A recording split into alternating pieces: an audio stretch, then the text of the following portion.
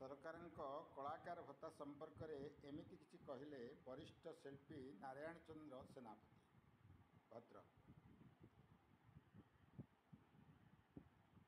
ବରିଷ୍ଠ ଶିଳ୍ପୀ ନାରାୟଣ ଚନ୍ଦ୍ର ସେନାପତି ଏବେ 80 ଅତିକ୍ରମ କରି 82ରେ ପହଞ୍ଚିଛନ୍ତି। ଏକାଧାରରେ ସେ ଜଣେ ଚିତ୍ରଶିଳ୍ପୀ, ସ୍ଥାପତ୍ୟ ଶିଳ୍ପୀ, ମୂର୍ତ୍ତିକା ଶିଳ୍ପୀ, ସିନ୍ ଆର୍ଟିଷ୍ଟ, ଅଭିନେତା, ନିର୍ଦ୍ଦେଶକ, ମଞ୍ଚସଜ୍ଜା, ପେଣ୍ଟିଂ ଓ ନାଟ୍ୟକାର ତଥା କବି ଆଉ ସାହିତ୍ୟିକ ମଧ୍ୟ। ତୁଳସୀ ଦୁଇ ପତ୍ରରୁ ବାସିବା ପରି ପିଲାଟି ଦିନରୁ ତାଙ୍କର ବହୁବିଧ ପ୍ରତିଭା ଲୋକଲୋଚନକୁ ଆସି ସେ ଅନେକ ପ୍ରଶଂସା ସାଉଁଟିଛନ୍ତି। ଜୀବନବ୍ୟାପୀ କଳାର ସାଧନା ଓ ପ୍ରସାରରେ ବ୍ରତୀ ରହି ସେ ଅନେକ ଦୁଃଖ ଯନ୍ତ୍ରଣା ଓ ଅଭାବ ଅନାଟନାର କଷାଘାତରେ ଜର୍ଜରିତ ଏହି ଶିଳ୍ପୀ ଏବେ ରାଜ୍ୟ ସରକାରଙ୍କ କଳାକାର ଭତ୍ତା ଗଣ୍ଡିକୁ ଭରସାରେ କାଳ କାଟୁଛନ୍ତି। ଯଦିଓ ଏହି ଭତ୍ତା ତାଙ୍କ ପାଇଁ ସମୁଦ୍ରକୁ ଶଙ୍ଖେ ପାଣି ସଦୃଶ ବୋଲି ସେ କହିଛନ୍ତି, ତେବେ 82 ବର୍ଷରେ ଅବତୀର୍ଣ୍ଣ ଏହି ବରିଷ୍ଠ କଳାକାର ନାରାୟଣ ଚନ୍ଦ୍ର ସେନାପତି ଆମ କ୍ରାନ୍ତିଧାରା ପ୍ଲସ୍ର ଭଦ୍ରକ ଜିଲ୍ଲା ପ୍ରତିନିଧି ଦିଲ୍ଲୀପ ଖୁଣ୍ଟିଆଙ୍କ କ୍ୟାମେରା ସାମ୍ନାରେ ଏମିତି କିଛି କହିଛନ୍ତି। ଏବେ ଆସନ୍ତୁ ଶୁଣିବା ତାଙ୍କ ମୁହଁରୁ କ'ଣ ସେ କହୁଛନ୍ତି।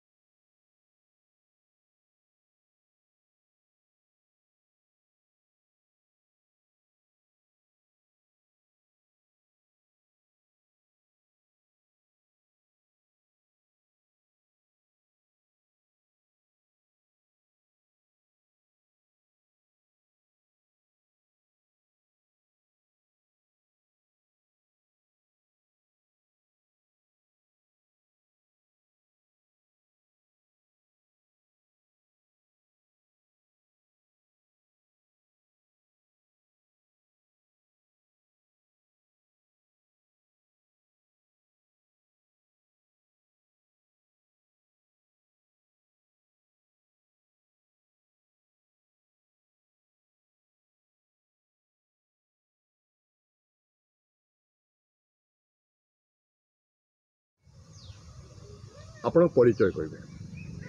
ମୁଁ ଶ୍ରୀ ନାରାୟଣ ଚନ୍ଦ୍ର ସେନାପତି, ଚିତ୍ରକର, ଅଭିନେତା, ନାଟ୍ୟକାର, କବି, ସମାଜ ସେବକ। ଆପଣ ବହୁବିଧ କଳାକାର। ହଁ ଆଜ୍ଞା, ମୁଁ ବହୁମୁଖୀ ପ୍ରତିଭାର ସମ୍ବର୍ଦ୍ଧନା, ରାଜ୍ୟସ୍ତରୀୟ ସମ୍ବର୍ଦ୍ଧନାରେ ସମ୍ବର୍ଦ୍ଧିତ। ଆପଣ କ'ଣ କହିବାକୁ ଚାହୁଁଛନ୍ତି? ମୁଁ ଏତିକି କହିବାକୁ ଚାହେଁ ଯେ ଦୀର୍ଘ ବର୍ଷ ଧରି ମୁଁ ଅନୁଭବ କରୁଛି ଶାସନ କ୍ଷେତ୍ରରେ, ରାଜ୍ୟ ଶାସନ କ୍ଷେତ୍ରରେ ତଳଠୁ ଉପର ଯାଏ ପ୍ରତ୍ୟେକ କାର୍ଯ୍ୟରେ ଉଚ୍ଚ ଅଧିକାରୀ, ତଳ ଅଧିକାରୀଠୁ ଉଚ୍ଚ ଅଧିକାରୀ ପର୍ଯ୍ୟନ୍ତ ଅନିୟମିତତା ବହୁ ପରିମାଣରେ ଅନୁଭୂତ ହେଉଛି। ଏଥିପାଇଁ ମୁଁ ବିନମ୍ର ନିବେଦନ କରୁଛି, ସମସ୍ତେ ପ୍ରାଜ୍ଞତା ଦୃଷ୍ଟିରୁ ଆଉ ବିଦ୍ୱାନ ଦୃଷ୍ଟିରୁ ଏହା ବିଚାର୍ଯ୍ୟ ଯେ ସେମାନେ ଗୋଟିଏ ଓଡ଼ିଶା ଭଳି 4.5 କୋଟି ଅନ୍ତେବାସୀଙ୍କର ଗୋଟେ ପରିବାରର ଚଳେଇବାକୁ ହେଲେ ଯେଉଁ ପ୍ରତିପନ୍ନମତିତାର ଆବଶ୍ୟକତା ଜରୁରୀ ହୋଇପଡ଼େ, ସେଥିରେ କିଛି ଚ୍ୟୁତି ବିଚ୍ୟୁତି ପରିଲକ୍ଷିତ ହେଉଛି। ଆମେ ଅନୁଭବ କରୁଛୁ ଯେ ପୂର୍ବବର୍ତ୍ତୀ ସରକାର यार उदाहरण स्वरूप जो वर्धित भत्ता कलाकार मानकर वरिष्ठ कलाकार कर्म प्रवीण ओ परवर्ती जो माने प्रयासी कलाकार चेष्टारत ओ कार्यरत सेमानंकु जो बयस 60 वर्ष पर जो भत्ता प्रदान करा जाउची सेतिरे भी अनियमितता रोची एवं कानछाट जहाँ सरकार धार्य करुचंती ता हेतु कानछाट करा होची एवं जेतेबेले बैंक माध्यम हो ब्लॉक माध्यम कि पंचायत स्तरीय माध्यम प्रदान करा जाउची हेतिरे बहुत असुविधा भोग करुचंती दुष्ट गरीब कलाकार माने आ वरिष्ठ कलाकार माने मध्य दुख प्रकाश करुचंती तांकर औषध कतुरु अन्यान्य कतुरु आवश्यकता क्षेत्रु से माने समाज रे चलिबा पई दर हु हु बढ़ुची दिन को दिन से माने बहु असुविधार आज्ञा सम्मुखीन होउचंती यार तुरंत समाधान टिके किपरि आसु समाधान हेई पारिबो प्रोब्लेम असुविधा यही होउची चलिबारे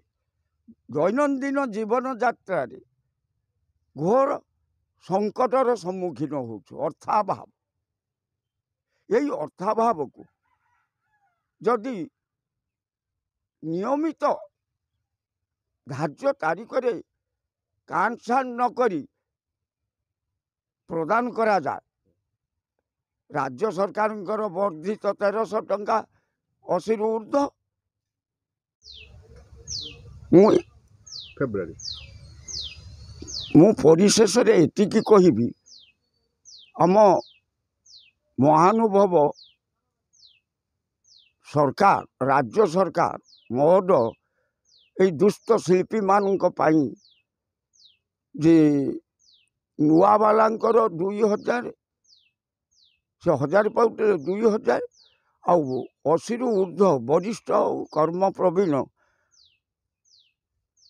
कलाकार मानकर 2500 प्रदान करिबा रे जो च्युति विच्युति परिलक्षित हैला ता हेउची जे फेब्रुआरी मास ठू घोषणा हैला विज्ञापन जारी कले सरकार महोदय जे फेब्रुआरी मास ठू एड करिकी दिया जाऊ किंतु एपर्यंत ताहा हेई पारला नाही फेब्रुआरी ठारू आमे अपेक्षा करिकी जानुआरी फेब्रुआरी 1200 लेखा पाइनु आमे वरिष्ठ कर्म प्रवीण 80 वर्ष रु ऊर्ध्व जानुआरी फेब्रुआरी 12 देदेले फेब्रुआरी कहले जे सेटा जानुआरी दिया फेब्रुआरी दिया आमे भी मानिलु हाँ सरकार जो नियम कर सार्वजनीन तेणु फेब्रुआरी रे भी देले नहीं मार्च रे जो वर्धित आकार रे आमे पाइलु वरिष्ठ माने कर्म प्रवीण माने 2500 सेटा जुलाई रे पाइलु ना एप्रिल ले पाइलु मार्च एप्रिल ले पाइलु तेणु विचार्य हेउजे जे फेब्रुआरी रो जो 1300 टंका वर्धित ताहा एड करागला नहीं एप्रिल ठारू एपर्यंत आमे पाई आसुचु 2500 किंतु एप्रिल मे जून जुलाई यार दिया जाए ना यार कारण कौन कौटी यार च्युति विच्युति परिलक्षित होउची ताहा विचार्य और विमर्शर विषय मु राज्य सरकार संस्कृति विभाग आमर निर्देशक महोदय को मु विनम्र निवेदन करी जे दीर्घ 70 वर्ष कार्य करी जनसाधारण मनोरंजन करी तांकर प्रत्येक काम को सहयोग निष्ठार सहित पालन करी आज सब ये अंतिम समय रे शेष समय को जहाँ सरकार दौरान ताहा कहीं ପାଳିତ ହେଉନି। ଏହାକୁ ପୁଙ୍ଖାନୁପୁଙ୍ଖ ଭାବରେ ଅନୁଧ୍ୟାନ କରି ତାର ଆଶୁ ସମାଧାନ କରିଲେ ଆମେ ଚିର ଉପକୃତ ହେବୁ, କୃତଜ୍ଞ ରହିବୁ।